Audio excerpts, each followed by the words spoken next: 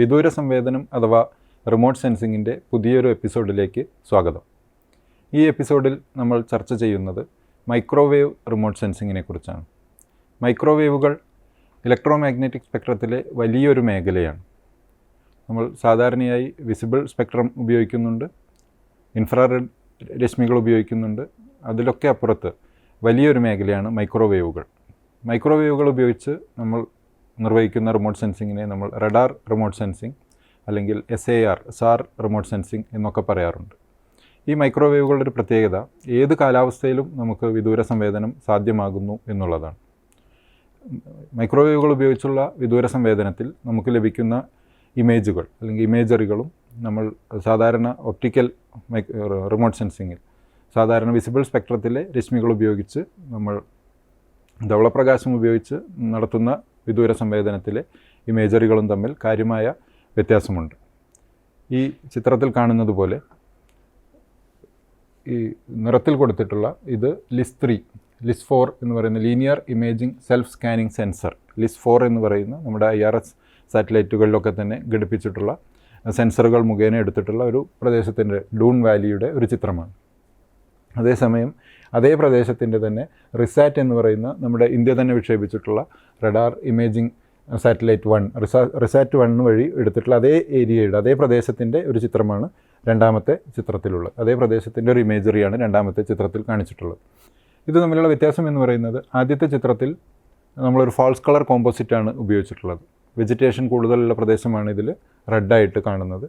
പക്ഷേ റഡാർ ഇമേജറിയിൽ കൂടുതലായിട്ട് നമുക്ക് കിട്ടുന്ന ഇൻഫർമേഷൻ എന്ന് പറയുന്നത് ടോപ്പോഗ്രാഫിക്കലാണ്. ടോപ്പോഗ്രാഫിക്കലായിട്ടുള്ള ഇൻഫർമേഷൻ വളരെ ക്ലിയർ കട്ടായിട്ട് നമുക്ക് കിട്ടുന്നു എന്നുള്ളതാണ്. ഇതാണ് ഈ രണ്ട് ചിത്രങ്ങളും കൂടി ഏറ്റവും പ്രത്യക്ഷമായി നമുക്കിതിൽ കാണാവുന്ന വ്യത്യാസം. അതേസമയം തന്നെ മൈക്രോവേവ് റിമോട്ട് സെൻസിങ്ങിലൂടെ ലഭിക്കുന്ന ചിത്രങ്ങളും അല്ലെങ്കിൽ ഇമേജറികളും അല്ലെങ്കിൽ ഇൻഫർമേഷനും അതുപോലെ തന്നെ ഒപ്റ്റിക്കൽ ഇതുവഴി ലഭിക്കുന്ന വിവരങ്ങളും തമ്മിൽ കാര്യമായ വ്യത്യാസമുണ്ട് എന്നുള്ളതാണ്. അതിൻ്റെ ഒരു ക്ലാരിറ്റി, പിക്ചറുകളുടെ അല്ലെങ്കിൽ ഇൻഫർമേഷൻ്റെ ഒരു കൃത്യത, ഇതൊക്കെ തന്നെ പ്രത്യേകിച്ച് ടോപ്പോഗ്രാഫിയുമായി ബന്ധപ്പെട്ട് വരുന്നത് ഏറ്റവും കൂടുതലായിട്ട് കിട്ടുന്നത് നമുക്ക് റഡാർ ഇമേജറികളിലാണ്. അല്ലെങ്കിൽ റഡാർ റിമോട്ട് സെൻസിങ് വഴി നമ്മൾ അല്ലെങ്കിൽ മൈക്രോവേവ് റിമോട്ട് സെൻസിങ് വഴി നമ്മൾ ശേഖരിക്കുന്ന വിവരത്തിലാണ് എന്നുള്ളതാണ്. ഇത് രണ്ട് ചിത്രങ്ങളാണ്.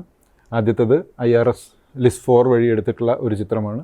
ഇത് പാൻ ഇമേജറിയാണ്. നമ്മൾ മുൻപേ കണ്ട ചിത്രത്തിലെ അതേ ലിസ് 4 തന്നെ എടുത്തിട്ടുള്ളതായിരുന്നെങ്കിലും അത് കളർ ഇമേജറി ആയിരുന്നെങ്കിൽ ഇത് ലിസ് 4 ആണ്. പക്ഷേ ഇത് പാൻക്രോമാറ്റിക് ഇമേജറിയാണ്. അത് ബ്ലാക്ക് ആൻഡ് വൈറ്റിലാണ് ഈ ചിത്രം കാണുന്നത്. അതേ പ്രദേശത്തിൻ്റെ റഡാർ വഴി എടുത്തിട്ടുള്ള ചിത്രമാണ് താഴെ കൊടുത്തിട്ടുള്ളത്. റിസാറ്റിൽ ഇത് IRS R2 ആണ്. ഇത് റിസാറ്റ് 1 നമുക്ക് കിട്ടിയിട്ടുള്ള ഒരു ഇമേജറിയാണ്. രണ്ട് ചിത്രങ്ങളും തമ്മിലുള്ള കാതലായ വ്യത്യാസം എന്ന് പറയുന്നത് ഇവിടെയും നമുക്ക് കൃത്യമായിട്ട് മനസ്സിലാവുന്നത് ടോപ്പോഗ്രാഫിക്കൽ ഇൻഫർമേഷൻ ഏറ്റവും കൃത്യമായിട്ട് നമുക്ക് കിട്ടുന്നത് ഈ താഴെ റിസാറ്റ് 1 അല്ലെങ്കിൽ റഡാർ ഇമേജറിയിലാണ് എന്നുള്ളതാണ്. ഇത് വളരെ ശ്രദ്ധേയമായ ഒരു ചിത്രമാണ്. ഇതിൽ ആദ്യത്തെ ഇമേജറി, ഈ രണ്ട് ചിത്രങ്ങളും കാണിക്കുന്നത് സഹാറ മരുഭൂമിയാണ്. സഹാറ മരുഭൂമിയിൽ നമ്മൾ റഡാർ ഇമേജറികളൊക്കെ തന്നെ എടുക്കുന്നതിന് മുൻപ് നമ്മൾ സർഫസ് മാത്രമാണ് റിസോഴ്സ് മാപ്പിങ്ങിൻ്റെ ഭാഗമായി സഹാറ മരുഭൂമി നമ്മൾ മാപ്പ് ചെയ്ത് പോയിട്ടുണ്ട്. പല സാറ്റലൈറ്റ് മെഷീനുകളും സഹാറ മരുഭൂമി മാപ്പ് ചെയ്തിട്ടുണ്ട്. പക്ഷേ റഡാർ ഇമേജറികൾ അല്ലെങ്കിൽ മൈക്രോവേവ് ഇമേജറികൾ, മൈക്രോവേവ് റിമോട്ട് സെൻസിങ് വന്നതിന് ശേഷമാണ് നമുക്ക് മനസ്സിലായത് സഹാറ മരുഭൂമിയിൽ ഇതിനു മുമ്പ് സഹാറ മരുഭൂമി ആവുന്നതിന് മുൻപ് കുറേ കാലം ജലം ഒഴുകിയിരുന്ന അല്ലെങ്കിൽ ഒരു പാലിയോ ചാനലുകളൊക്കെ തന്നെ ഉള്ള ഒരു പ്രദേശമായിരുന്നു എന്ന് നമുക്ക് മനസ്സിലാവുന്നത് ഈ പ്രദേശത്തിൻ്റെ റഡാർ റിമോട്ട് സെൻസിങ് അല്ലെങ്കിൽ മൈക്രോവേവ് റിമോട്ട് സെൻസിങ് നടത്തിയപ്പോഴാണ്. അതാണ് ഈ രണ്ടാമത്തെ ചിത്രത്തിൽ കാണിച്ചിട്ടുള്ളത്. ഇത് റഡാർ റിമോട്ട് സെൻസിങ് വഴി നമുക്ക് ലഭിക്കുന്ന സബ്സർഫസിലെ വെള്ളമൊഴുകിയിരുന്ന പാലിയോ ചാനലുകളുടെയൊക്കെ തന്നെ ചിത്രം നമുക്ക് ലഭ്യമായത് മൈക്രോവേവ് റിമോട്ട് സെൻസിങ് വഴിയാണ്. അതായത് സർഫസ് പെനിട്രേഷൻ കൂടി സാധ്യമാകുന്ന തരത്തിലാണ് നമ്മുടെ മൈക്രോവേവ് റിമോട്ട് സെൻസിങ് പ്രവർത്തിക്കുന്നത്. ഇതേ പ്രവൃത്തി തന്നെയാണ് നമ്മൾ മേഘാവൃതമായ ഒരു അന്തരീക്ഷമുള്ള നിലനിൽക്കുന്ന സമയത്തും നമുക്ക് മൈക്രോവേവ് റിമോട്ട് സെൻസിങ് നടത്താൻ കഴിയുന്നു. സർഫസ് പെനിട്രേറ്റ് ചെയ്ത് പോയി ഇത് ഒരുപാട് ഡീപ്പിലോ സബ്സർഫസിലോ പോകുന്നില്ലെങ്കിൽ പോലും നമുക്ക് ഏറ്റവും ഇമ്മീഡിയറ്റ് ആയിട്ടുള്ള സബ്സർഫസിലെ വിവരങ്ങൾ ശേഖരിക്കുന്നതിനായിട്ട് നമുക്ക് മൈക്രോവേവ് റിമോട്ട് സെൻസിങ് ഉപയോഗിക്കാം എന്നുള്ളതാണ്. ഏതാണ്ട് ഇതിന് തത്തുല്യമായ രൂപത്തിൽ തന്നെയാണ് നമ്മുടെ താർ മരുഭൂമിയിൽ പണ്ടെങ്ങോ മാഞ്ഞുപോയ അല്ലെങ്കിൽ മുമ്പുണ്ടായിരുന്നൊരു നദി പിന്നീട് പുനരുജ്ജീവിച്ചാൽ മുമ്പുണ്ടായിരുന്നു, നമ്മുടെ വേദിക് സരസ്വതിയുടെയൊക്കെ തന്നെ പുനരുജ്ജീവനവുമായി ബന്ധപ്പെട്ട ചർച്ചകളൊക്കെ തന്നെ വരുന്നത് ഇതേ ടെക്നോളജി ഉപയോഗിച്ചുകൊണ്ട് നമ്മൾ റിമോട്ട് സെൻസിങ്ങിലൂടെ ശാസ്ത്രീയമായി തന്നെ ഈ ഏരിയയെ, ഈ ഒരു പ്രദേശത്തെ വിശകലനം ചെയ്യുന്നതിൻ്റെ ഭാഗമായിട്ടാണ്. ഇത് നമ്മൾ മുൻപത്തെ എപ്പിസോഡിൽ ചർച്ച ചെയ്തതാണ്. ഏതുതരം വിദൂര സംവേദനത്തിൻ്റെയും അടിസ്ഥാനം എന്ന് പറയുന്നത് ഇലക്ട്രോ മാഗ്നറ്റിക് റേഡിയേഷനാണ്, അഥവാ വൈദ്യുതകാന്തിക വികിരണമാണ്. ഈ വൈദ്യുതകാന്തിക വികിരണം അല്ലെങ്കിൽ ഇലക്ട്രോ മാഗ്നറ്റിക് സ്പെക്ട്രം എന്ന് പറയുന്നതിലെ ഒരു ചെറിയ അല്ലെങ്കിൽ അതിലെ ഇത് മുഴുവനായിട്ട് എടുത്താൽ അതിലൊരു വലിയ മേഖലയാണ് മൈക്രോവേവുകൾ. ഈ ഒരു മേഖലയാകെ തന്നെ നമ്മൾ പറയുന്നത് മൈക്രോവേവ്സ് എന്നാണ്.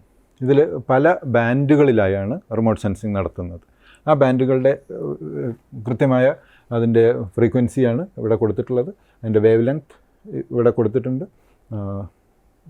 P band, L band, S band, C band. ഈ ബാൻഡുകളൊക്കെ തന്നെ നമ്മൾ പല പർപ്പസിനാണ്, പല മേഖലകളെക്കുറിച്ച് പഠിക്കുന്നതിന്.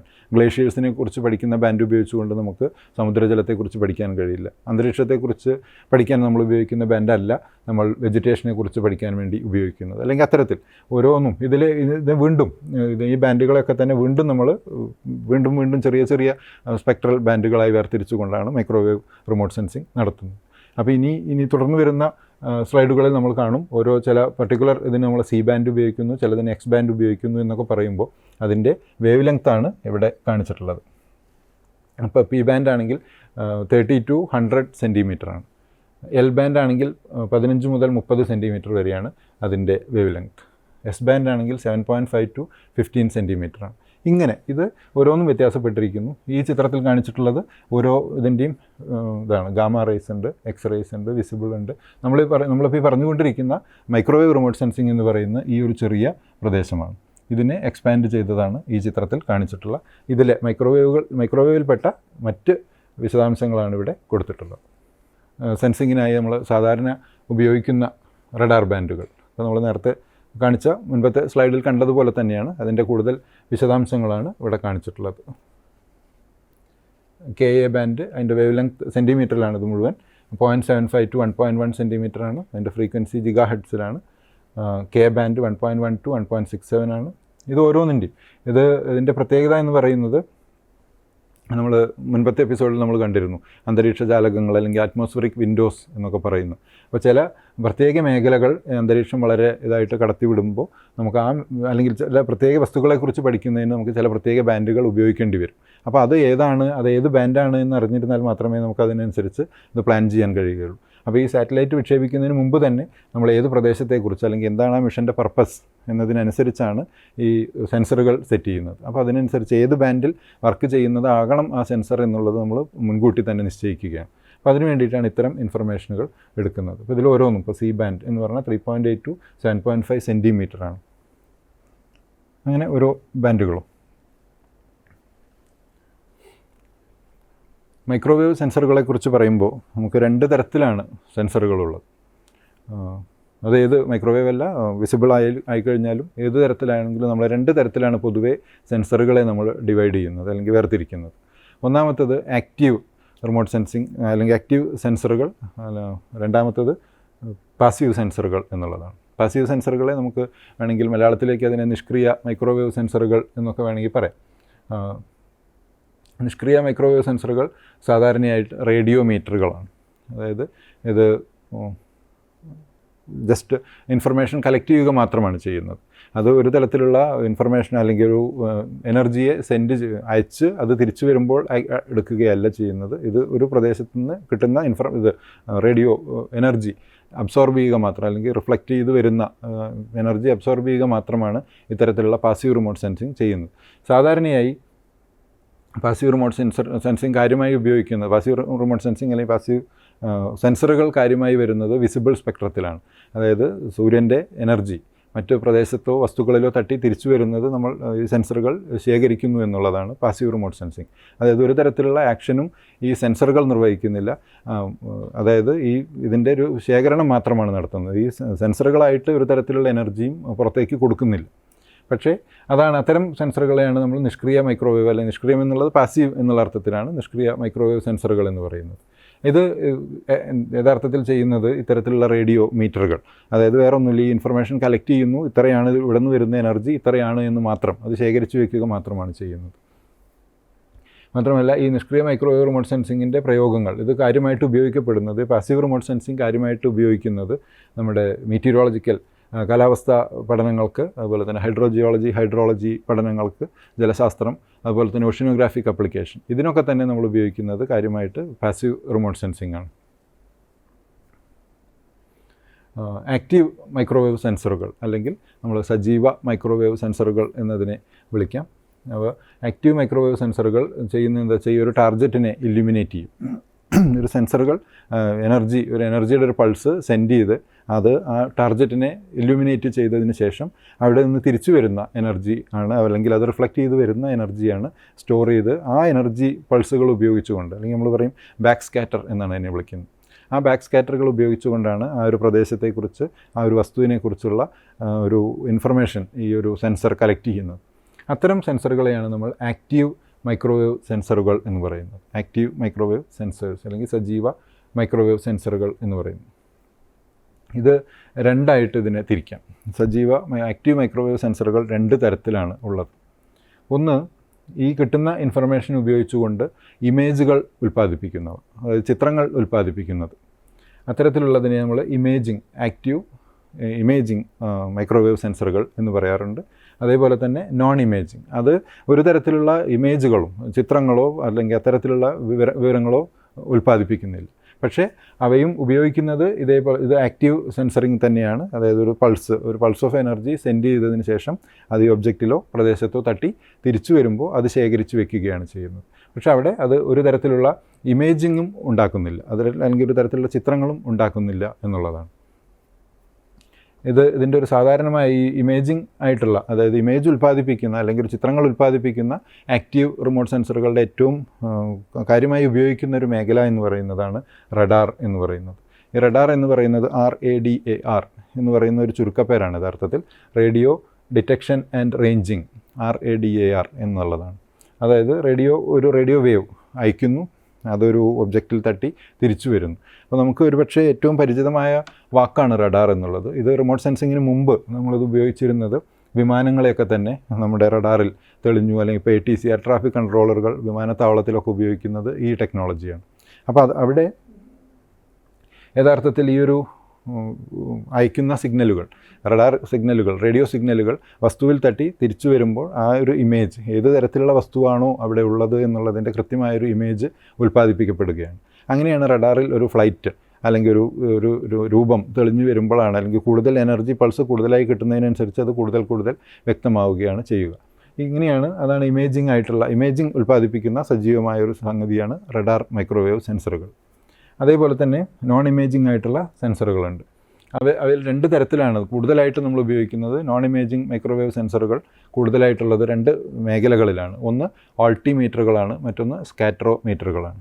ആൾട്ടിമീറ്ററുകൾ കൂടുതലായി ഉപയോഗിക്കുന്നത് ഒരു പ്രദേശത്തിൻ്റെ ഉയരം അല്ലെങ്കിൽ ഒരു ഉയർച്ച താഴ്ചകൾ കാര്യമായിട്ട്, അതായത് ഈ സെൻസർ ഘടിപ്പിച്ചിട്ടുള്ള വിമാനമായാലും സാറ്റലൈറ്റ് ആയാലും മുന്നോട്ട് നീങ്ങുന്നതിനനുസരിച്ച് വളരെ അക്യുറേറ്റായിട്ട് ആ പ്രദേശത്തിൻ്റെ ഉയര വ്യത്യാസങ്ങൾ കണ്ടുപിടിക്കുന്നതിനാണ് നമ്മൾ ആൾട്ടിമീറ്ററുകൾ ഉപയോഗിക്കുന്നത്. അപ്പോൾ അവിടെ യഥാർത്ഥത്തിൽ ഒരു ഇമേജിൻ്റെ ഒരു ആവശ്യം വരുന്നില്ല, പക്ഷേ ഈ ഉയര വ്യത്യാസം വളരെ കൃത്യമായിട്ട് നമുക്ക് സ്പോട്ട് ചെയ്ത് എടുക്കാൻ പറ്റും. അതിനെയാണ് നമ്മൾ ആൾട്ടിമീറ്ററുകൾ എന്ന് പറയുന്നത്. അത് ഒരു തരം നോൺ ഇമേജിംഗ് മൈക്രോവേവ് സെൻസറുകളാണ്. രണ്ടാമത്തേത് യഥാർത്ഥത്തിൽ സ്കാറ്ററോമീറ്ററുകളാണ്. അതായത് കൃത്യമായി കൂടുതലായി നമുക്ക് തട്ടി ഒരു ഇമേജിൽ അല്ലെങ്കിൽ ഒരു പ്രദേശത്തോ ഒരു വസ്തുവിലോ തട്ടി തിരിച്ചു വരുന്ന ബാക്ക് സ്കാറ്റേർഡ് എനർജി കൂടുതലായിട്ട് കളക്ട് ചെയ്യുന്നതിനാണ് നമ്മൾ സ്കാറ്ററോമീറ്ററുകൾ ഉപയോഗിക്കുന്നത്. പക്ഷേ ആ സ്കാറ്ററോമീറ്ററുകൾ ഉപയോഗിച്ച് അത് നമ്മൾ എന്ത് ചെയ്യുന്നില്ല, നമ്മൾ ഇമേജ് ഉൽപ്പാദിപ്പിക്കുന്നില്ല, പക്ഷേ ആ ഇൻഫർമേഷൻ നമ്മൾ ശേഖരിക്കുന്നുണ്ട്. ഇപ്പോൾ ഒരു പ്രദേശത്തിൻ്റെ ഇമേജിംഗ് സെൻസറുകൾ ഉപയോഗിച്ച് നമ്മളൊരു പ്രദേശത്തിൻ്റെ ഇൻഫർമേഷൻ കളക്ട് ചെയ്യുന്നതോടൊപ്പം തന്നെ മറ്റൊരു സ്കാറ്ററോമീറ്റർ ഉപയോഗിച്ച് നമ്മൾ ആ ബാക്ക് സ്കാറ്റേർഡ് ഇൻഫർമേഷൻ കളക്ട് ചെയ്യുന്നു. പക്ഷേ ഇത് എന്ത് ചെയ്യുന്നുണ്ട്, ഇമേജ് ഉൽപ്പാദിപ്പിക്കുന്ന സെൻസറിനെ സപ്ലിമെൻ്റ് ചെയ്യുന്നുണ്ട്. അപ്പോഴാണ് നമുക്ക് ഏതെങ്കിലും തരത്തിലുള്ള പ്രശ്നം ഇതിലുണ്ടായിട്ടുണ്ടോ, ഈ ഒരു ഇമേജ് വന്നതിൽ എന്തെങ്കിലും തരത്തിലുള്ള ശ്രദ്ധ നമ്മൾ കൊടുക്കേണ്ടതുണ്ടോ? ഇപ്പോൾ ഒരു ടെറൈൻ ആണെങ്കിൽ ഒരു കുന്ന് അല്ലെങ്കിൽ ഒരു പർവ്വതം ഒക്കെ വന്നിട്ടുള്ള യഥാർത്ഥത്തിലുള്ള ടെറൈൻ തന്നെയാണോ എന്ന് നമ്മൾ ചെക്ക് ചെയ്യുന്നത് ഒരു പക്ഷേ ഈ സ്കാറ്ററോമീറ്ററുകളിൽ നിന്ന് ലഭിക്കുന്ന വിവരം കൂടി ഉൾച്ചേർത്തുകൊണ്ടാണ്, അതുകൂടി ശേഖരിച്ചുകൊണ്ടാണ് നമ്മൾ ആ ഒരു പ്രവർത്തനം നടത്തുന്നത്. അതായത് നമ്മുടെ SIR എന്ന് പറയുന്ന സിന്തറ്റിക് അപ്പർച്ചർ റഡാർ, നമ്മൾ സാധാരണയായിട്ട് മൈക്രോവേവ് റിമോട്ട് സെൻസിങ്ങിന് ഏറ്റവും ഇതായിട്ട് കാര്യമായി ഉപയോഗിക്കുന്ന റഡാറാണ് സിന്തറ്റിക് അപ്പർച്ചർ റഡാർ എന്ന് പറയുന്ന SIR. അപ്പോൾ SIR-ഉം മറ്റ് ഭൗമ നിരീക്ഷണ ഉപകരണങ്ങളായിട്ടുള്ള ഒപ്റ്റിക്കൽ മൾട്ടിസ്പെക്ട്രൽ, അതുപോലെ തന്നെ lidar, light detection and ranging എന്നതിൻ്റെ ചുരുക്കപ്പേരാണ് ലിഡാർ. അപ്പോൾ ഇത്തരത്തിലുള്ള ഉപകരണങ്ങളും മറ്റേ സിന്തറ്റിക് അപ്പർച്ചർ റഡാർ അല്ലെങ്കിൽ നമ്മുടെ മൈക്രോവേവ് തമ്മിലുള്ള വ്യത്യാസം അല്ലെങ്കിൽ അവ തമ്മിലുള്ള ഒരു താരതമ്യമാണ് ഈ ചാർട്ടിൽ കൊടുത്തിട്ടുള്ളത്. ഇതിൽ ഓരോന്നായി പരിശോധിക്കുമ്പോൾ നമുക്കറിയാം പ്ലാറ്റ്ഫോം നമുക്ക് ലിഡാർ നമുക്ക് എയർബോണാണ്. ലിഡാർ നമ്മൾ കാര്യമായിട്ട് ഉപയോഗിക്കുന്നത് എയ്റോപ്ലെയിനുകളിൽ, ഫ്ലൈറ്റുകളിൽ, ഹെലികോപ്റ്ററുകളിൽ അല്ലെങ്കിൽ അത്തരത്തിലുള്ള എയർബോൺ ആയിട്ടുള്ള അന്തരീക്ഷത്തിലൂടെ നേരിട്ട് പറക്കുന്ന പ്ലാറ്റ്ഫോമുകളിലാണ് നമ്മൾ ലിഡാർ ഘടിപ്പിക്കുന്നത്. അതേസമയം നമ്മുടെ ഒപ്റ്റിക്കൽ അതുപോലെ തന്നെ മൾട്ടിസ്പെക്ട്രലൊക്കെ ആയിട്ടുള്ള നമ്മുടെ ക്യാമറകൾ, മറ്റ് സെൻസറുകളൊക്കെ തന്നെ രണ്ടിലും കഴിയുന്നതാണ്. എയർബോണായിട്ടും സ്പേസ് ബോണായിട്ടും സാറ്റലൈറ്റിലും വയ്ക്കാവുന്നതാണ്. അതുപോലെ തന്നെ വിമാനങ്ങളിലും എയർക്രാഫ്റ്റുകളിൽ, ഹെലികോപ്റ്ററുകളിലൊക്കെ തന്നെ വയ്ക്കും. അതേപോലെ തന്നെയാണ് SIR-ഉം സിന്തറ്റിക് അപ്പർച്ചർ റഡാറും എയർബോണായും സ്പേസ് ബോണായും നമുക്ക് ഇത് നടത്താം. റേഡിയേഷൻ, ലിഡാറിൻ്റെ കേസിൽ നമ്മൾ ഓൺ റേഡിയേഷനാണ്, അതായത് ഇതൊരു ആക്റ്റീവ് റിമോട്ട് സെൻസറാണ്. ഒരു എനർജി അയച്ച് അത് തിരിച്ച് ശേഖരിച്ചാണ് ഇത് വിവരം ശേഖരിക്കുന്നത്.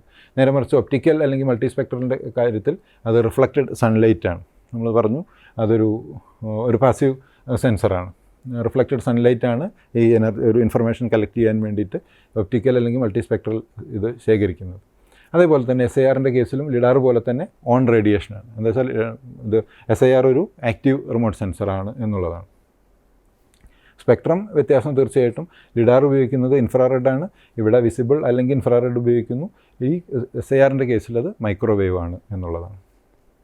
ഫ്രീക്വൻസി, ലിഡാറിൻ്റെയൊക്കെ കേസിൽ സിംഗിൾ ഫ്രീക്വൻസിയാണ്.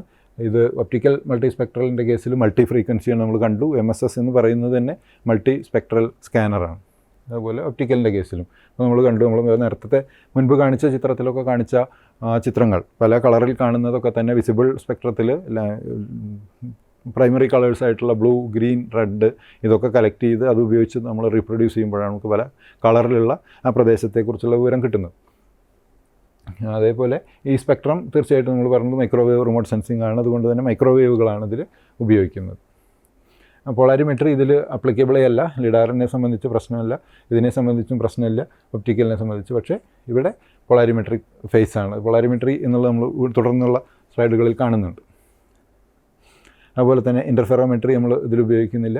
ഇതിൽ ഇൻ്റർഫെറോമെട്രിക് ഫേസ്, അതായത് ഒരു പൾസ് പോയി അടുത്ത പൾസ്, അപ്പോൾ അത് തമ്മിലുള്ളൊരു ഇൻ്റർസെക്ഷൻ അല്ലെങ്കിൽ ഇൻ്റർഫറൻസ് നമ്മൾ കാര്യമായിട്ട് പരിഗണിക്കേണ്ടതുണ്ട് എന്നുള്ളതാണ്. ഇതാണ് ഇതിൽ ഏറ്റവും പ്രധാനപ്പെട്ടൊരു കാര്യം. അക്വിസിഷൻ ടൈം, ഡേയോ നൈറ്റോ ലിഡാറിനെ സംബന്ധിച്ച് പ്രശ്നമില്ല. എന്താ കാരണം വെച്ചാൽ അത് ഇൻഫ്രാറെഡാണ് അതിനെ ഉപയോഗിക്കുന്നത്. പക്ഷേ ഒപ്റ്റിക്കൽ അല്ലെങ്കിൽ മൾട്ടിസ്പെക്ട്രൽ മുഴുവനായിട്ട് ഉപയോഗിക്കാൻ നമുക്ക് ചെയ്യാൻ കഴിയുന്നത് ഡേ ടൈമിൽ മാത്രമാണ്. പക്ഷേ SIR നമ്മൾ ഡേയോ നൈറ്റോ എന്നുള്ളത് പ്രശ്നമേ അല്ല. ഇതിൽ ഏറ്റവും കാര്യമായ അല്ലെങ്കിൽ ഏറ്റവും പ്രധാനപ്പെട്ട നേട്ടം എന്ന് പറയുന്നത് ഈ ലാസ്റ്റ് ഇതിൻ്റെ ഒരു വെതർ കണ്ടീഷനാണ്, അല്ലെങ്കിൽ കാലാവസ്ഥയാണ് ഇതിൻ്റെ ഏറ്റവും പ്രധാനപ്പെട്ടൊരു കാര്യം. ക്ലൗഡുള്ള സമയത്ത് നമുക്ക് ലിഡാർ റിമോട്ട് സെൻസിങ് നടത്താൻ കഴിയില്ല. അതുപോലെ ഇത് തീർച്ചയായിട്ടും നമുക്കറിയാം ഈ എയർബോൺ അല്ലെങ്കിൽ ഒപ്റ്റിക്കൽ അല്ലെങ്കിൽ മൾട്ടിസ്പെക്ട്രൽ ഒരു നിലയ്ക്കും ക്ലൗഡുകളുള്ള സമയത്ത് നമുക്ക് സെൻസിങ് നടത്താം. പക്ഷേ നമുക്കൊരു ഇൻഫർമേഷനും താഴെയുള്ള പ്രദേശത്തെക്കുറിച്ച് കിട്ടില്ല. ആ ഇമേജറിയിൽ കൃത്യമായിട്ട് ക്ലൗഡുകളെ കാണാം അല്ലെങ്കിൽ ക്ലൗഡിൻ്റെ നിഴൽ കാണാം എന്നുള്ളതാണ്. പക്ഷേ ഇത് സീ ത്രൂ ആണ്. ക്ലൗഡുകളിലൂടെ ഇത് ഇൻഫർമേഷൻ പാസ് ചെയ്യുകയും നമുക്കത് കളക്ട് ചെയ്യാൻ കഴിയുകയും ചെയ്യും എന്നുള്ളതാണ് ഏറ്റവും പ്രധാനപ്പെട്ട മേന്മ. ഈ സിന്തറ്റിക് അപ്പർച്ചർ റഡാറിൻ്റെ അല്ലെങ്കിൽ മൈക്രോവേവ് റിമോട്ട് സെൻസിങ്ങിൻ്റെ ഏറ്റവും പ്രധാനപ്പെട്ട കാര്യം എന്ന് പറയുന്നത് ഇത് ക്ലൗഡുകളിലൂടെ അത് പെനിട്രേറ്റ് ചെയ്തു പോകും, നമുക്ക് തിരിച്ച് ഇൻഫർമേഷൻ കിട്ടും എന്നുള്ളതാണ്. ഇത് നമ്മുടെ ഏതാനും സാറ്റലൈറ്റുകളാണ്. ഈ വിവിധ മൈക്രോവേവ് ഏരിയകൾ, വിവിധ മൈക്രോവേവ് പോർഷൻസ് ഉപയോഗിക്കുന്ന ചില സാറ്റലൈറ്റുകളുടെ ഇതാണ് കൊടുത്തിട്ടുള്ളത്. റിസാറ്റ് 1, റഡാർസാറ്റ് 1 ഇതൊക്കെ തന്നെ C ബാൻഡിൽ വർക്ക് ചെയ്യുന്നതാണ്. റഡാർസാറ്റ് 2 C ബാൻഡിലാണ്. ERS-1 സി ബാൻഡ് തന്നെയാണ്. അങ്ങനെ ചെറിയ വ്യത്യാസങ്ങളാണ്. അലോസ് എന്ന് പറയുന്നത് ഇപ്പോൾ ലേറ്റസ്റ്റ് ആണ്, എൽ ബാൻഡിൽ വർക്ക് ചെയ്യുന്നു. ടെറാസ് RX 2007 ലോഞ്ച് ചെയ്താണ്, എക്സ് ബാൻഡിലാണ് വർക്ക് ചെയ്യുന്നത്. ഇതിങ്ങനെ ഓരോന്നിൻ്റെ പർപ്പസ് വ്യത്യാസമാണ് എന്നുള്ളതാണ് അത് കാണിക്കുന്നത്. ഓരോ സാറ്റലൈറ്റും അത് ഉപയോഗിച്ചിട്ടുള്ള അല്ലെങ്കിൽ അത് അയച്ചിട്ടുള്ള അത് ലോഞ്ച് ചെയ്തിട്ടുള്ള അതിൻ്റെ പർപ്പസ് എന്താണോ അതിനനുസരിച്ചിട്ടാണ് ഇതിൻ്റെ ബാൻഡുകൾ ക്രമീകരിച്ചിട്ടുള്ളത്. അല്ലെങ്കിൽ ആ പർപ്പസിനനുസരിച്ച് ബാൻഡ് ക്രമീകരിച്ച് അത്തരത്തിലുള്ള സെൻസറുകൾ വെച്ചാണ് ഇത് അയക്കുന്നത്. ഇതിലോരോന്നും ഈ കാണിച്ചിട്ടുള്ളത് വിവിധ ബാൻഡുകൾ എന്തിനുപയോഗിക്കുന്നു എന്നുള്ളതാണ്. അത് വളരെ പ്രധാനപ്പെട്ടതാണ്. ഇപ്പോൾ നമ്മൾ നേരത്തെ പറഞ്ഞു P band, L band, S band, C band, X band എന്നൊക്കെ പറഞ്ഞു. അപ്പോൾ ഇത് എന്തിനാണ് ഇത്തരത്തിൽ പല ബാൻഡുകളായി നമ്മളിത് അയക്കുന്നത്, എന്തിനാണ് പല ഉപഗ്രഹങ്ങൾ പല ബാൻഡുകളിൽ വർക്ക് ചെയ്യുന്നത്, അത് എന്തിനാണ് എന്നുള്ളതാണ്. അതിൻ്റെ വേവ് ലെങ്ത്താണ് രണ്ടാമത്തെ കോളത്തിൽ കൊടുത്തിട്ടുള്ളത്. മൂന്നാമത്തത് അതിൻ്റെ സ്പേസ് ബോൺ SAR സിസ്റ്റംസാണ്. അപ്പോൾ എന്തുകൊണ്ടാണ് പി ബാൻഡ് നമ്മളെവിടെയാണ് ഉപയോഗിക്കുന്നത്? പി ബാൻഡ് എന്ന് പറയുന്നത് 68.5 to 69.4 സെൻറ്റിമീറ്ററിലാണ് അതിൻ്റെ വേവ് ലെങ്ത് ഉള്ളത്. അത് ബയോമാസിൻ്റെ അതിന് വേണ്ടിയിട്ടാണ് കാര്യമായിട്ട് ഉപയോഗിക്കുന്നത്. അതുപോലെ തന്നെ അതിൻ്റെ ഏറ്റവും ടിപ്പിക്കലായിട്ടുള്ള ഏറ്റവും പ്രധാനപ്പെട്ട അതിൻ്റെ പ്രായോഗിക ഉപയോഗങ്ങൾ, അതിൻ്റെ ഒരു അപ്ലിക്കേഷൻസ് എന്ന് പറയുന്നത് അതിൻ്റെ ഒരു ഹൈ പെനിട്രേഷൻ ലെവലാണ്. ഡിറ്റക്ഷൻ ഓഫ് ടാർഗറ്റ്സ്, അതായത് അത് പ്രത്യേകിച്ച് മിലിറ്ററി മേഖലയിലൊക്കെ തന്നെ ക്യാമോഫ്ലാഷ് ചെയ്ത് വെച്ചിട്ടുള്ള അല്ലെങ്കിൽ മൂടി വെച്ചിട്ടുള്ള കാര്യങ്ങളൊക്കെ തന്നെ നമുക്ക് കൃത്യമായിട്ട് കണ്ടുപിടിക്കാൻ കഴിയും എന്നുള്ളതാണ്. അതുപോലെ തന്നെ ബറീഡ് ആയിട്ടുള്ള മണ്ണിനടിയിലൊക്കെ കിടക്കുന്ന ഒബ്ജക്റ്റുകളെ നമുക്ക് തിരിച്ച് ഇത് ചെയ്യാം. അപ്പോൾ അതുകൊണ്ട് തന്നെ ഇത് കാര്യമായിട്ട് ഉപയോഗിക്കുന്നത് ആർക്കിയോളജിക്കൽ ആപ്ലിക്കേഷൻസിന് കാര്യമായിട്ട് നമ്മൾ പി ബാൻഡ് ഉപയോഗിക്കുന്നുണ്ട്. അതുപോലെ ഫോറസ്റ്റ് ഡിസ്റ്റർബൻസസ് കാര്യമായിട്ട് മാപ്പ് ചെയ്യുന്നതിന് വേണ്ടിയിട്ട് നമ്മൾ പി ബാൻഡ് ഉപയോഗിക്കും. അതുപോലെ തന്നെ എൽ ബാൻഡ് ആകുമ്പോഴേക്കും ഇതിലെ വ്യത്യാസം വേവ് ലെങ്ത്തിൽ കാര്യമായ വ്യത്യാസമുണ്ട്. ഇത് 68.5 to 69.4 ആയിരുന്നെങ്കിൽ ഇവിടെ 23.1 to 24.7 ആണ് ബാൻഡ് വേവ് ലെങ്ത്ത്. പക്ഷെ അത് ഉപയോഗിക്കുന്നത് ഗുഡ് പെനിട്രേഷൻ ലാൻഡ് ആപ്ലിക്കേഷൻസിനാണ്. കാര്യമായിട്ട് കരയിലെ കാര്യങ്ങൾ അല്ലെങ്കിൽ കരയിലെ മേഖലകൾ മാപ്പ് ചെയ്തെടുക്കുന്നതിനാണ് എൽ ബാൻഡ് ഉപയോഗിക്കുന്നത്. Forestry, environmental monitoring, agriculture, geology, അല്ലെങ്കിൽ ഹൈഡ്രോളജി മേഖലകളിലാണ് എൽ ബാൻഡ് ഉപയോഗിക്കുന്നത്. മറ്റൊന്ന് എസ് ബാൻഡാണ്. എസ് ബാൻഡ് ഇത് കാണുമ്പോൾ തന്നെ നമുക്കറിയാം ഇത് ഷിപ്പ് ഡിറ്റക്ഷൻ, അതുപോലെ തന്നെ ഐസ് മാപ്പിംഗ്, അതായത് ഹൈഡ്രോളജിക്കൽ ഓഷ്യനോഗ്രാഫിക്കൽ ആപ്ലിക്കേഷൻസാണ്. അതുപോലെ flood mapping, forestry mapping, crop classification, ഇതൊക്കെ സാധ്യമാണ്. അതായത് നമുക്ക് ഇപ്പോൾ ഇതിൻ്റെ ഒരു സെൻസറുകളുടെ ടെമ്പറൽ റെസൊല്യൂഷൻ അനുസരിച്ച് നമുക്ക് ഇപ്പോൾ ഒരു ക്രോപ്പ് ഒരു ഏരിയയിൽ ഒരു അഗ്രികൾച്ചർ ഡെവലപ്പ് ചെയ്ത് വരുന്നു, അത് ഏതെങ്കിലും ഒരു പോർഷൻ എന്തെങ്കിലും പ്രശ്നം ഉണ്ടോ എന്നുള്ളത് നമുക്ക് പരിശോധിക്കണമെങ്കിൽ നമുക്കിതിൻ്റെ ടെമ്പറൽ റെസൊല്യൂഷൻ ഇപ്പോൾ ഒരാഴ്ച ഇടവിട്ടിട്ട് നമുക്ക് ഇമേജറികൾ കിട്ടുകയാണെങ്കിൽ നമുക്ക് ഫീൽഡിൽ പോകാതെ തന്നെ ആ ഒരു ക്രോപ്പിൻ്റെ വെദർ ഇറ്റ് ഈസ് ഹെൽത്തി ആണോ എന്നൊക്കെ തന്നെ നമുക്കതിൽ പരിശോധിക്കാൻ കഴിയും. അത്തരം ആപ്ലിക്കേഷൻസിനൊക്കെ ക്രോപ്പ് ക്ലാസിഫിക്കേഷൻ ഉൾപ്പെടെയുള്ള ആപ്ലിക്കേഷൻസിന് നമ്മൾ എസ് ബാൻഡാണ് ഉപയോഗിക്കുന്നത്. അത് സി ബാൻഡിലേക്ക് വരുമ്പോഴേക്കും അത് സെൻസിറ്റീവ് ടു ഓഷ്യൻ ഫീച്ചേഴ്സ്, ഓഷ്യനിൽ വരുന്ന ഫീച്ചേഴ്സ്, പ്രത്യേകിച്ച് ഷിപ്പുകളുടെ ഡിറ്റക്ഷൻ, സീ ഐസിന് വരുന്ന മാറ്റം, പ്രത്യേകിച്ച് ഈ ഒരു കാലാവസ്ഥാ വ്യതിയാനത്തിൻ്റെ ഒരു പശ്ചാത്തലത്തിൽ ഈ സീ ഐസിൽ വരുന്നൊരു മാറ്റം വളരെ പ്രധാനപ്പെട്ടതാണ്. അതിപ്പോൾ വലിയ കോണ്ടിനെൻ്റൽ ഐസ് ഷീറ്റുകളായാലും ഈ പറഞ്ഞ ധ്രുവ പ്രദേശങ്ങളിൽ ഐസായാലും ഒക്കെ തന്നെ നമുക്ക് കൃത്യമായിട്ട് അതിൻ്റെ ഒരു ഇതാവശ്യമുണ്ട്. അതേപോലെ തന്നെ വലിയൊരു എൻവയോൺമെൻറ്റൽ ഇഷ്യൂ ആണ് ഓയിൽ സ്പില്ല്. വലിയ ഷിപ്പുകൾ തകർന്നിട്ടായാലും ഷിപ്പുകളുടെ മൂവ്മെൻറ്റ് കൊണ്ടായാലും കടലിൽ ഒഴുകി നടക്കുന്ന അല്ലെങ്കിൽ കടലിൻ്റെ മേൽത്തട്ടിൽ കിടക്കുന്ന വലിയ എൻവയോൺമെൻറ്റൽ പൊല്യൂഷൻ ഉണ്ടാക്കുന്ന ഓയിൽ സ്പില്ലുകളെക്കുറിച്ചുള്ള പഠനത്തിനും നമ്മൾ ഉപയോഗിക്കുന്നത് സി ബാൻഡാണ്. വേറൊന്ന് X band sensitive to surface roughness ഉപയോഗിച്ചുകൊണ്ട് നമ്മൾ ഹൈ റെസൊല്യൂഷൻ ആപ്ലിക്കേഷൻസാണ്. ടോപ്പോഗ്രാഫിക് മാപ്പിംഗ്, ഫ്ലഡ് മാപ്പിംഗ്, ഏറ്റവും കൂടുതലായിട്ട് നമ്മൾ ഡിഫൻസാണ് അതിൻ്റെ ഒരു ഏരിയ. അത് നമുക്ക് ടെറൈനൊക്കെ തന്നെ വളരെ കൃത്യമായിട്ട് ടെറൈൻ മാപ്പിങ്ങിന് കൃത്യമായിട്ട് ഉപയോഗിക്കാൻ പറ്റുന്ന നമുക്ക് എക്സ് ബാൻഡാണ്.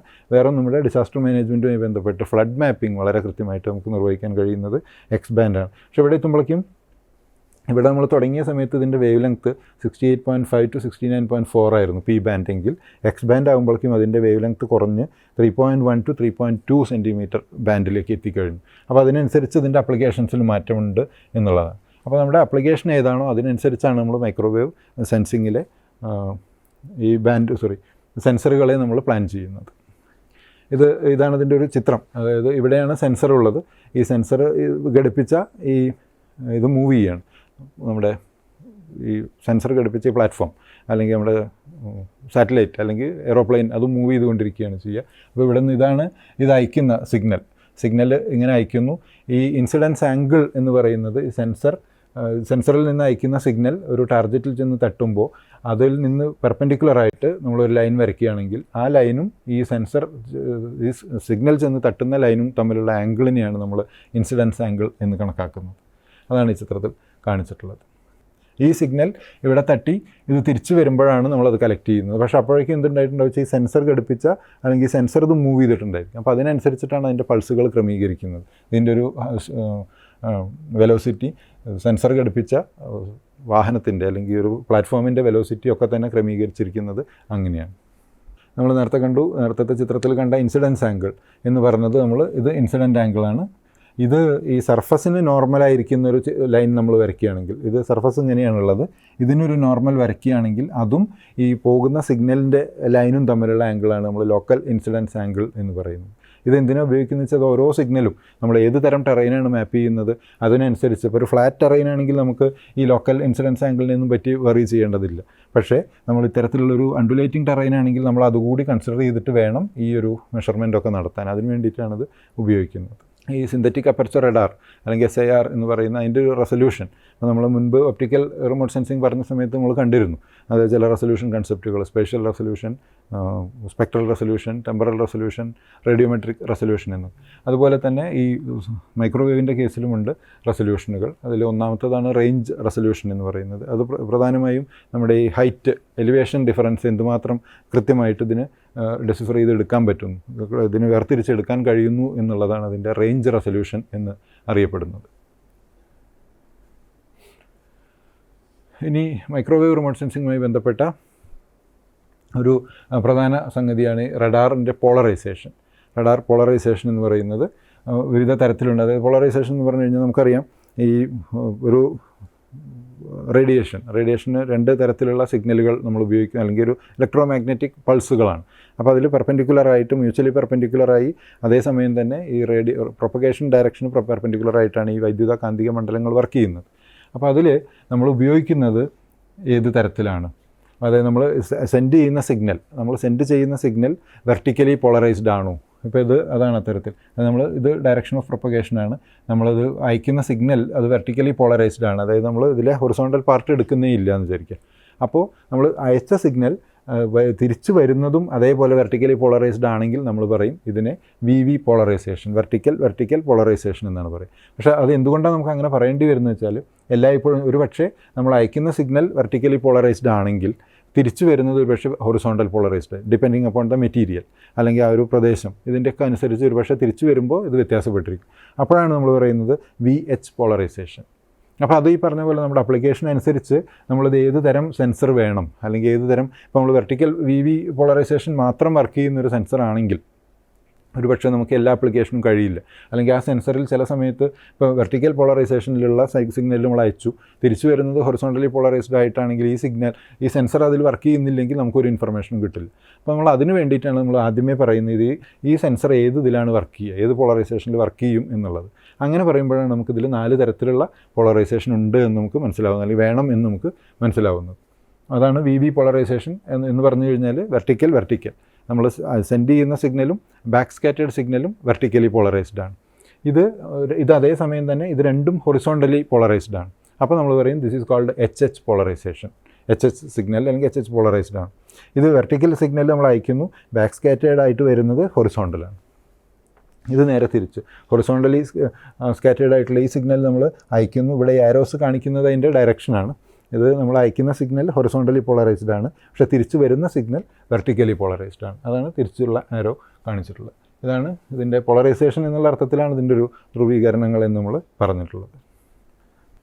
ഇത് നമ്മളൊരു പ്രദേശത്തിൻ്റെ ആയാലും ഒരു ഒബ്ജക്റ്റിൻ്റെ ആയാലും ഏതൊക്കെ തരത്തിലാണ് നമുക്ക് ഏതൊക്കെ മോഡിൽ നമുക്ക് ഇതിൻ്റെ ഒരു ഇൻഫർമേഷൻ നമുക്ക് കളക്ട് ചെയ്യാം എന്നാണ് നമ്മളിവിടെ കാണിച്ചിട്ടുള്ളത്. ഒന്ന്, നമുക്ക് ഓരോരോ സ്ട്രിപ്പുകളായിട്ട് നമുക്ക് ഇൻഫർമേഷൻ എടുക്കാം.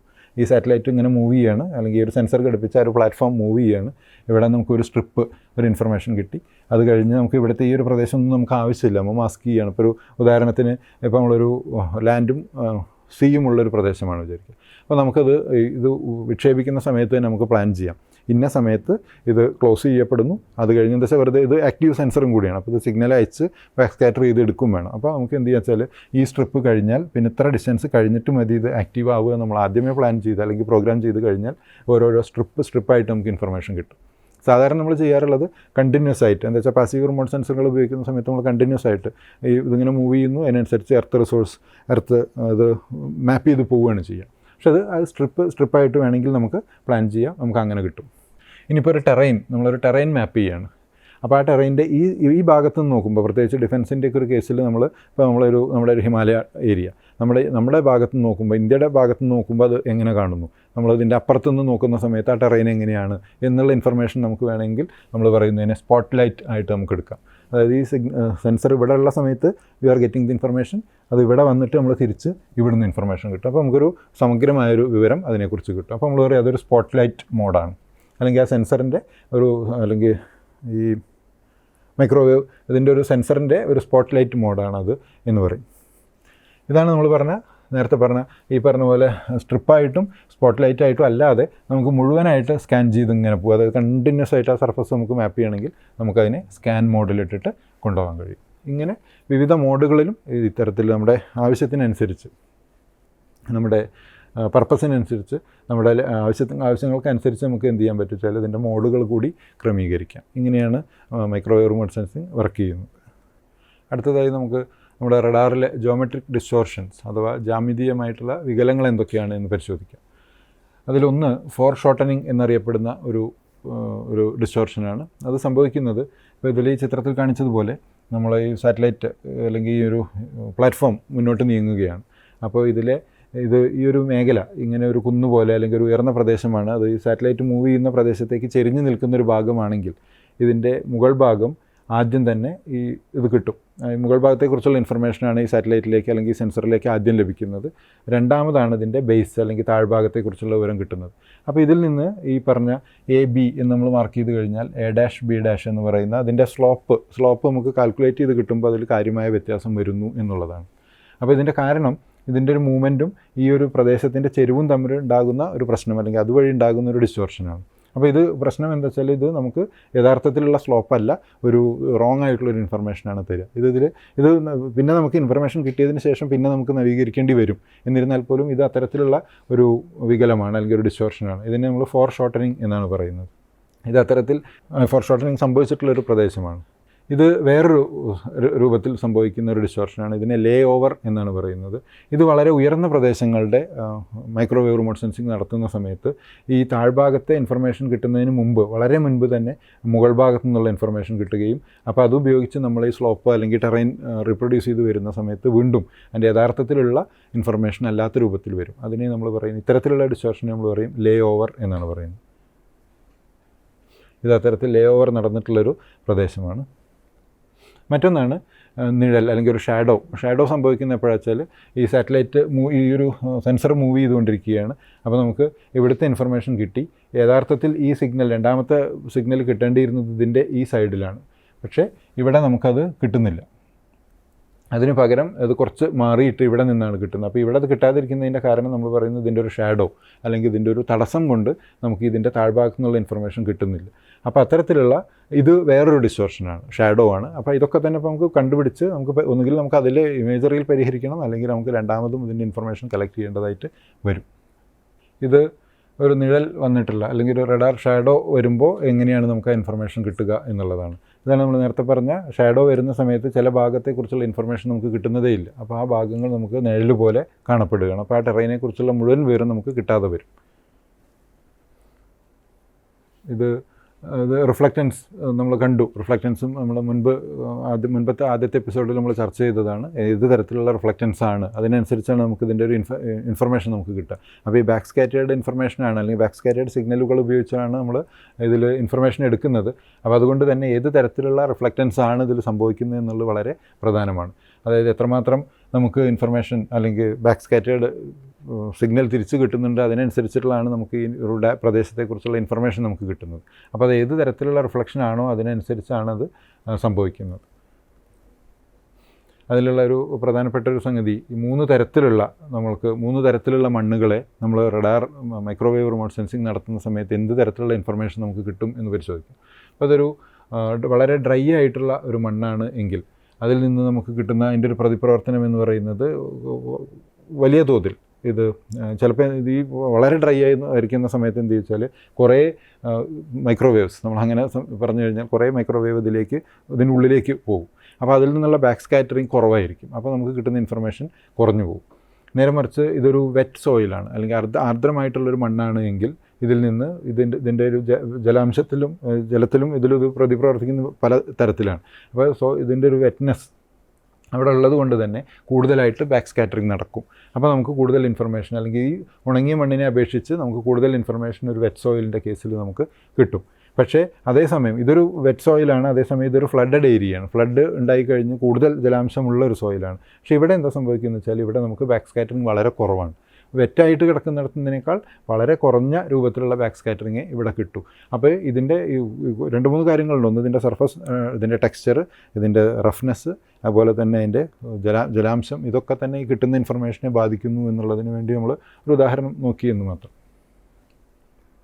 ഇനി വിവിധ ബാൻഡുകളിൽ എങ്ങനെയാണ് നമുക്കൊരു കോണിഫറസ് ഫോറസ്റ്റ്, ഒരു പൈൻ ഫോറസ്റ്റ് സ്റ്റാൻഡ് എങ്ങനെയാണ് അതിനെ പ്രതിപ്രവർത്തിക്കുന്നത്. നമ്മൾ നേരത്തെ കണ്ടു പല രൂപത്തിലുള്ള ബാൻഡുകൾ നമ്മൾ ഉപയോഗിക്കുന്നുണ്ട്. അപ്പോൾ അതിൽ എൽ ബാൻഡ് ആണെങ്കിൽ അതിലെന്തുമാത്രമാണ് ഇത് പ്രതിപ്രവർത്തിക്കുന്നത്, അല്ലെങ്കിൽ എന്ത് തരം ഇൻഫർമേഷനാണ് നമുക്ക് കിട്ടുന്നത്. 23.5 സെൻറ്റിമീറ്ററിൽ ഒരേ ഏരിയ എങ്ങനെ അതിനോട് റിയാക്ട് ചെയ്യുന്നു എന്നുള്ളത്. നേരെ മറിച്ച് അത് സി ബാൻഡിലേക്ക് വരുമ്പോൾ അതിൻ്റെ ഇത് കുറഞ്ഞു, റിയാക്ഷൻ കുറഞ്ഞു. ഇങ്ങോട്ട് എത്തുമ്പോൾ അത് വീണ്ടും കുറഞ്ഞു, എക്സ്പാൻഡ് ആയപ്പോഴേക്കും അത് വീണ്ടും കുറഞ്ഞു. അപ്പോൾ ഇത് ഓരോന്നും ഇത് ഒരേ ഏരിയയുടെ റിയാക്ഷനാണ്. അതായത് ഒരേ ഏരിയ വിവിധ മൈക്രോവേവ് ബാൻഡുകളെ എങ്ങനെ റിയാക്ട് ചെയ്യുന്നു, വിവിധ മൈക്രോവേവ് ബാൻഡുകളോട് എങ്ങനെ പ്രതിപ്രവർത്തിക്കുന്നു എന്നതിൻ്റെ ഒരു ഉദാഹരണമാണ് ഈ കണ്ടത്. ഈ എപ്പിസോഡിൽ നമ്മൾ കണ്ടത് മൈക്രോവേവ് റിമോട്ട് സെൻസിങ് എന്താണ്, ഏതൊക്കെ തരത്തിൽ നമുക്കത് റിമോട്ട് സെൻസിങ് നടത്താം, അതിൻ്റെ ഉപയോഗം എന്താണ്, അതിൻ്റെ റെസൊല്യൂഷൻ എന്താണ്, അതിൻ്റെ ഔട്ട്പുട്ട് എന്താണ്, എന്തൊക്കെ ആപ്ലിക്കേഷൻസിന് വേണ്ടിയാണ് നമ്മളത് ഉപയോഗിക്കുന്നത് എന്നുള്ളതാണ്. മൈക്രോവേവ് റിമോട്ട് സെൻസിങ്ങിൻ്റെ ഏറ്റവും പ്രധാനപ്പെട്ട പ്രത്യേകത എന്ന് പറയുന്നത് ഏത് കാലാവസ്ഥയിലും നമുക്കത് ചെയ്യാം. രാത്രിയോ പകലോ വ്യത്യാസമില്ലാതെ മേഘാവൃതമായ ഒരു അന്തരീക്ഷം ഉള്ളപ്പോഴും നമുക്ക് ഇതിൽ നിന്നുള്ള ഇൻഫർമേഷൻ കളക്ട് ചെയ്യാം എന്നുള്ളതാണ്. ഇതിൻ്റെ കൂടുതൽ വിശദാംശങ്ങൾ അല്ലെങ്കിൽ മറ്റൊരു എപ്പിസോഡുമായി നമ്മൾ വീണ്ടും കാണും. നന്ദി, നമസ്കാരം.